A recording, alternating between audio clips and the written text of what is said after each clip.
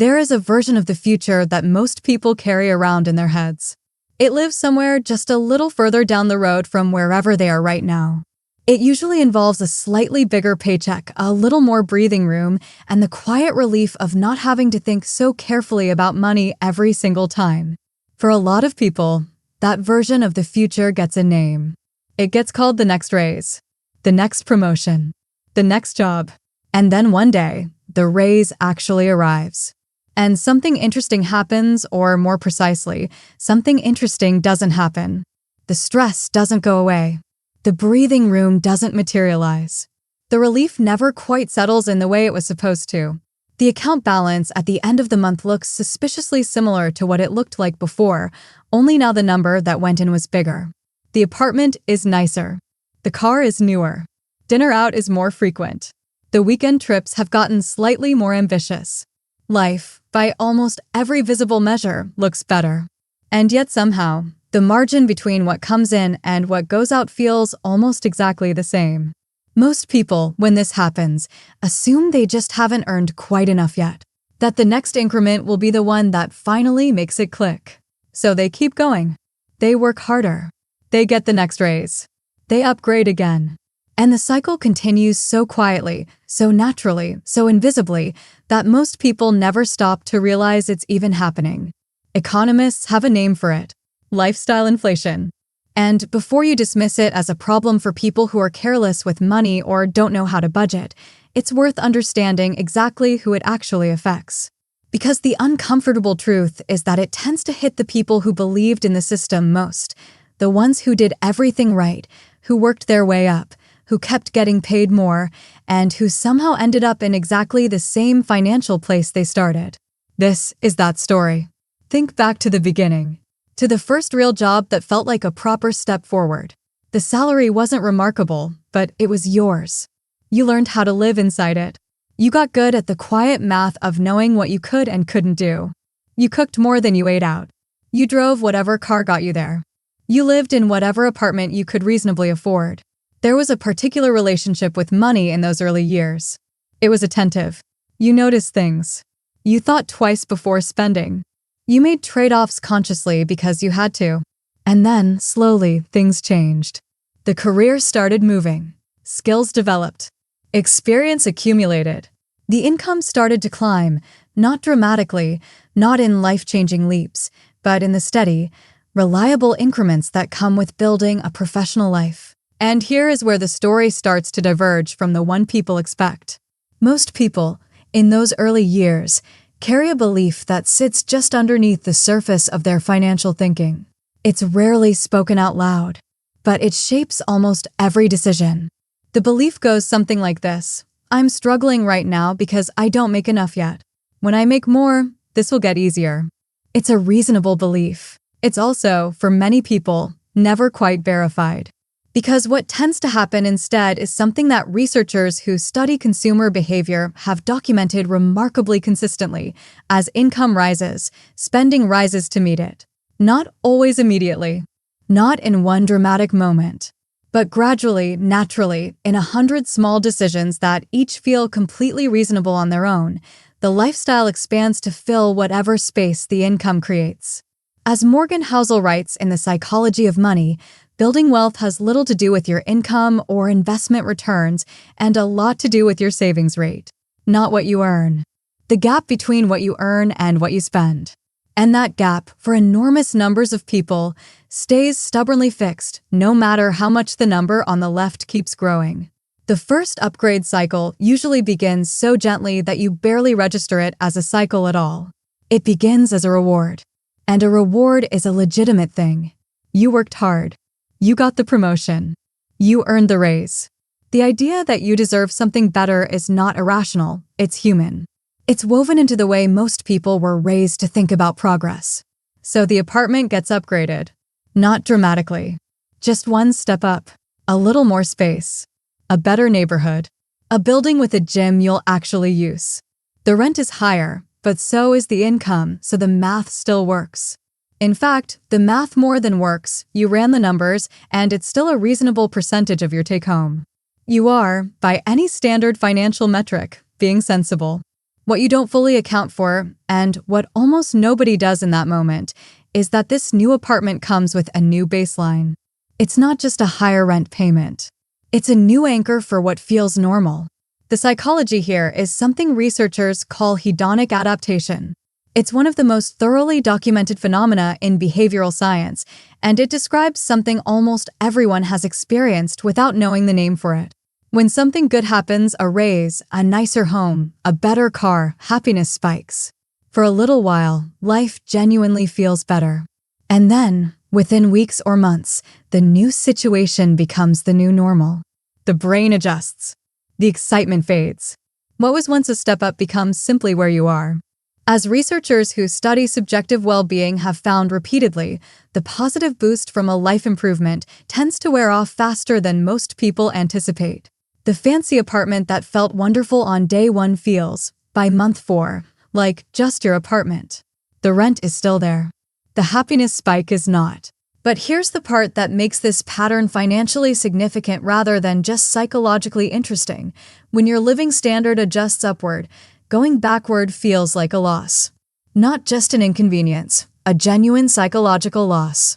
The brain, once calibrated to the nicer apartment, the better neighborhood, the gym downstairs, starts treating those things not as luxuries, but as necessities. Giving them up wouldn't feel like returning to how things were. It would feel like falling behind. So the apartment stays. The higher rent stays. And the baseline of what feels acceptable, of what everyday life is supposed to feel like, has quietly shifted upward by 1 notch. Now the car. The car that got you through the lean years was fine. It ran. It started every morning. It had never embarrassed you. But somewhere after the apartment upgrade, in the new context of a slightly elevated life, it starts to feel slightly mismatched. You're driving to a better neighborhood, parking in a nicer building, and the car, the one that was perfectly fine 8 months ago, now feels like it belongs to an earlier version of you. So a new one comes. Not extravagant, just an upgrade. A few years newer. A monthly payment that, again, runs perfectly fine against the new income. Reasonable. And what's interesting about the car decision is how completely invisible the cost feels at this stage. It doesn't feel like a financial decision of significance. It feels like a normal next step in a life that's moving forward. But here is what that car payment actually represents. It's a recurring, locked-in commitment that travels forward in time with you. Every month for the next several years, before you've made a single discretionary decision, before you've had breakfast or opened your laptop, a piece of that paycheck is already spoken for. Committed. Gone. This is the structural nature of lifestyle inflation that makes it so difficult to undo. It's not about occasional splurges. It's about how fixed costs accumulate. Rent. Car payment. Insurance that scales with a nicer car. A phone plan that upgraded itself. A streaming situation that was supposed to be 1 service and is now 4. A gym membership you kept because the one in the new building isn't quite the right kind of gym. Each line item, studied in isolation, is defensible. Together, they form a floor beneath which your monthly spending cannot go without significant, deliberate, uncomfortable effort. The financial writer Ramit Sethi has a term for this accumulation. The idea that small, recurring expenses are often invisible precisely because they are automatic. They leave before you notice them. They become part of the landscape of your finances without ever being consciously chosen to stay. Then comes something more subtle. The convenience layer. This is the part of lifestyle inflation that most people never identify because it doesn't look like the classic upgrades. There's no shiny new apartment, no car purchase to point to. It's something quieter. It's the shift from cooking on a Tuesday to ordering delivery because Tuesday was a long day. And then it's ordering delivery on Thursdays too, because Thursday is also a long day. And then at some point it becomes the default, and cooking becomes the exception, and the mental accounting has shifted so completely that you no longer think of the delivery apps as a luxury. You think of the time they save you as something you've earned. It's the car rides.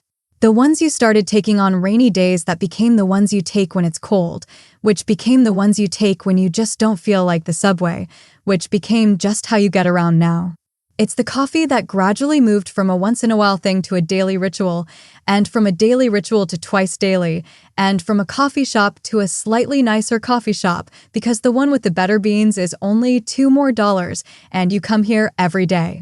This is the layer of lifestyle inflation that is most resistant to any kind of audit because none of it feels like spending. It feels like living. It feels like the reasonable comforts of someone who works hard and is allowed to have some ease in their day. And it is. Each thing individually is completely reasonable.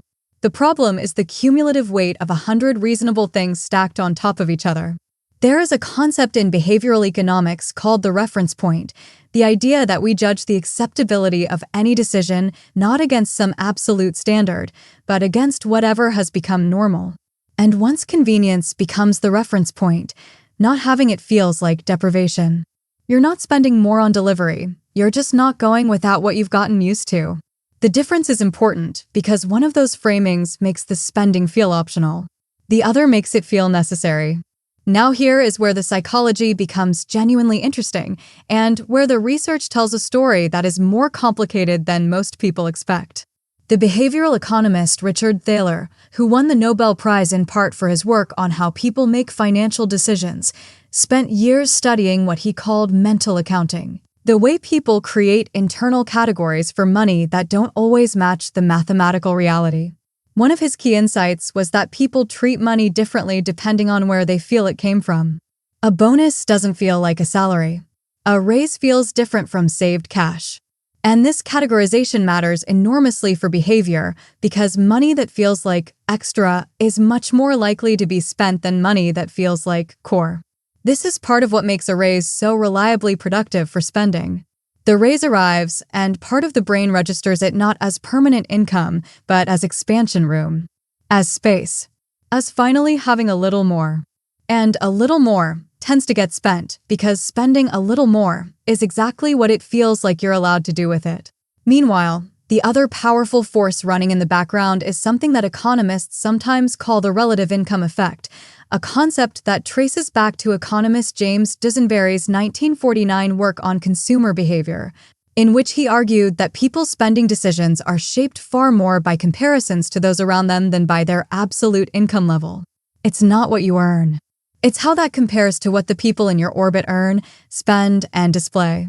And as your career moves forward, your orbit shifts. The coworkers at the new level earn more. The apartments they mention, the restaurants they suggest for the team lunch, the vacations they reference casually in conversation, all of that recalibrates what feels normal for someone at your stage.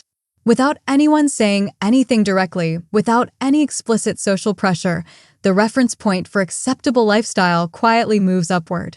Thorstein Veblen named this tendency over a century ago, and the name he gave it, conspicuous consumption, has never really stopped being accurate. As Morgan Housel puts it in The Psychology of Money, when you buy a fancy car thinking people will admire you for it, what's actually happening is that they're imagining how people would admire them if they had it. You barely register. What registers is the signal. And the signal keeps everyone buying things to impress audiences that are mostly busy thinking about impressing someone else.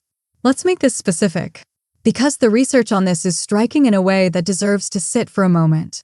A Goldman Sachs report found that a quarter of workers earning more than $100,000 a year report living paycheck to paycheck. That number is worth reading twice. A quarter. Six-figure income. Paycheck to paycheck. And the numbers get stranger. The same data shows that the share of people living paycheck to paycheck actually increases as income climbs into the higher brackets, with around 40% of people earning between $300,000 and $500,000 a year reporting the same thing. This is not a story about people who don't earn enough. This is a story about what happens to expenses as income grows. As one analysis of that data put it, the problem is inflation plus expectation, because as income rises, so do lifestyles. The bigger house brings a bigger mortgage and higher property taxes. The nicer car means pricier insurance. Private schools, travel teams, streaming services, and daily habits all quietly expand the monthly number that needs to be covered before anything gets saved. The Federal Reserve Survey of Household Economics found that while 34% of adults reported higher family income in a given year, 38% experienced greater monthly spending. More people's spending grew than income. And nearly 1 in 5 spent beyond their means entirely. The Bureau of Economic Analysis reported that Americans were saving an average of just 3.8% of disposable income in late 2024. For context, savings rates in the 1970s, 80s, and 90s were consistently higher. Something changed, and what changed wasn't income. There is a particular moment that a lot of people can identify in their own lives, even if they've never thought about it in these terms. It's the moment where they mentally moved their own financial goalposts. It's the moment when $100,000 a year stopped being a number that would solve things and became a number that almost covered things. When the 2-bedroom apartment stopped feeling like an upgrade and started feeling like a minimum. When business class on a long flight stopped being a special occasion and started being what you do. This is not weakness. This is not poor planning. This is one of the most predictable and consistent patterns in all of behavioral science. Researchers who study well-being have documented that humans return to a baseline level of satisfaction after almost any positive change. The technical term is the hedonic treadmill, the idea that no matter how far you run toward a better life, the baseline keeps pace with you, so the distance between where you are and where you feel comfortable always stays roughly the same. Psychologists Brickman and Campbell first described this in 1971, and the decades of research that followed only reinforced it. Lottery winners, in the years after their win, reported happiness levels remarkably close to where they started. The mansion becomes the house. The luxury car becomes the car. The first-class seat becomes how you travel. And for middle-class earners moving up the income ladder over years or decades, this process happens in slow motion, which makes it even harder to notice. There's no single dramatic event to point to. There's just a gradual, imperceptible upward drift in what life costs, in what life is expected to cost, in what cutting back would feel like. The clinical psychologist Sabrina Romanoff has described this as a kind of delayed permission structure, where people hold a benchmark in their mind, some income level or job title or age, after which they feel they can start living the life they've been waiting for. And when they hit that benchmark, she observes, they tend to go a little wild on it.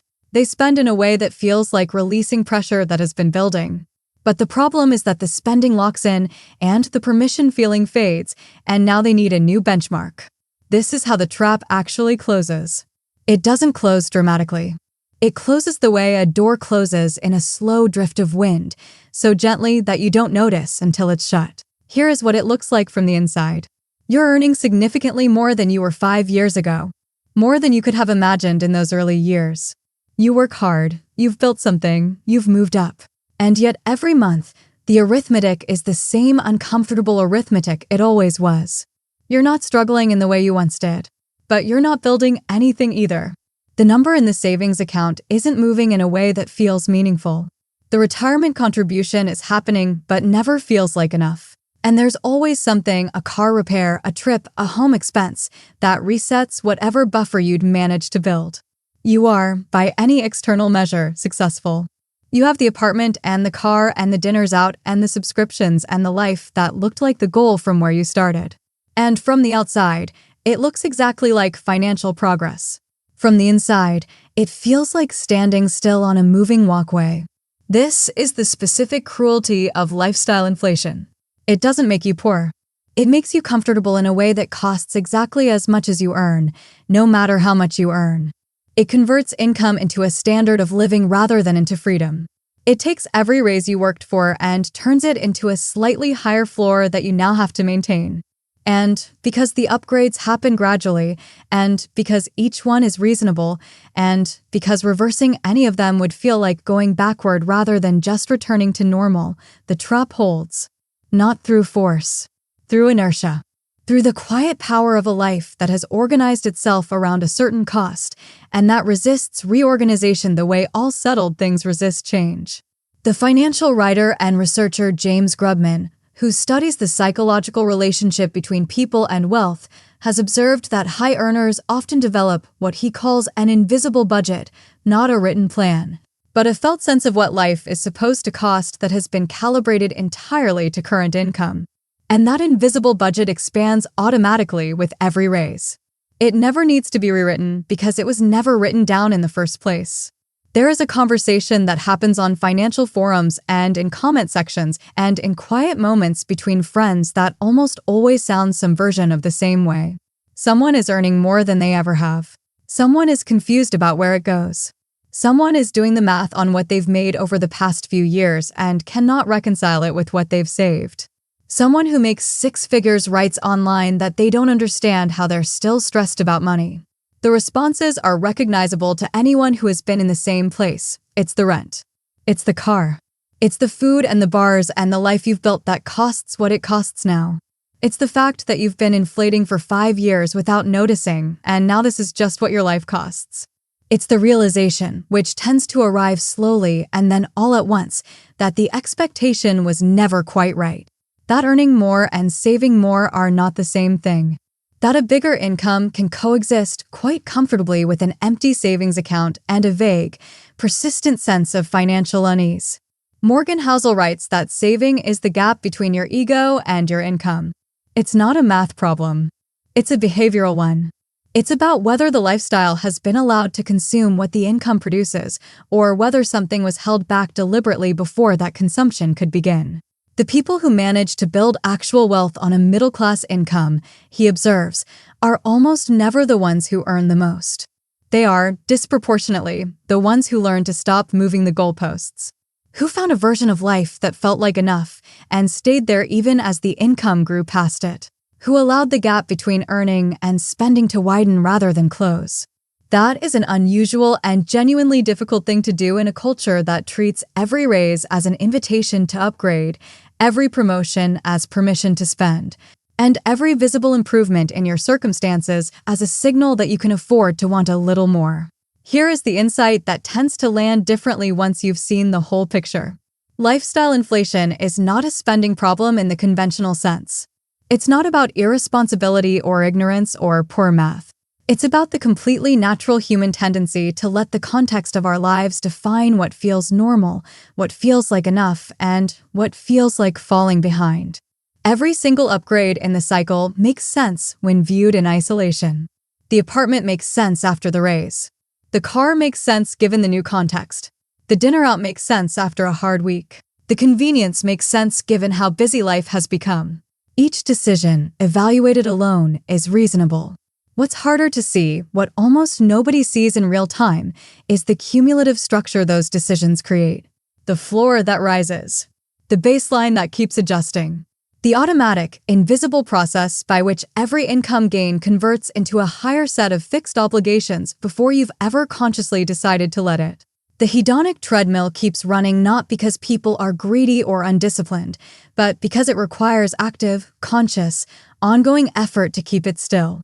And that effort runs against the grain of every social signal, every marketing message, every casual conversation about what people at your level drive or live in or spend on vacation. The gap between earning money and building something with it turns out to be one of the most important financial decisions most people ever make, and almost nobody thinks of it as a decision at all. It happens quietly, in 100 small moments, none of which feel significant. Until you look back and realize the whole shape of your financial life was assembled from those moments, in a pattern you never chose. The income went up. The life got better. The account balance stayed the same. And somewhere in that sequence, not in any single decision, not in any obvious mistake, but in the slow accumulation of a life calibrated exactly to what it earns. The financial freedom that every raise was supposed to bring just quietly kept not arriving. That is lifestyle inflation. That is how it works. And the strange thing is, once you see it clearly, you start to recognize it everywhere. In the apartment that felt like an upgrade and became a baseline. In the raise that felt like relief and became a new floor. In the life that looks like progress from the outside and feels, from the inside, like running and never quite getting ahead. The question it leaves you with is not how to earn more. It's a quieter question than that. It's whether the next raise, when it comes, will go somewhere different than all the ones before it.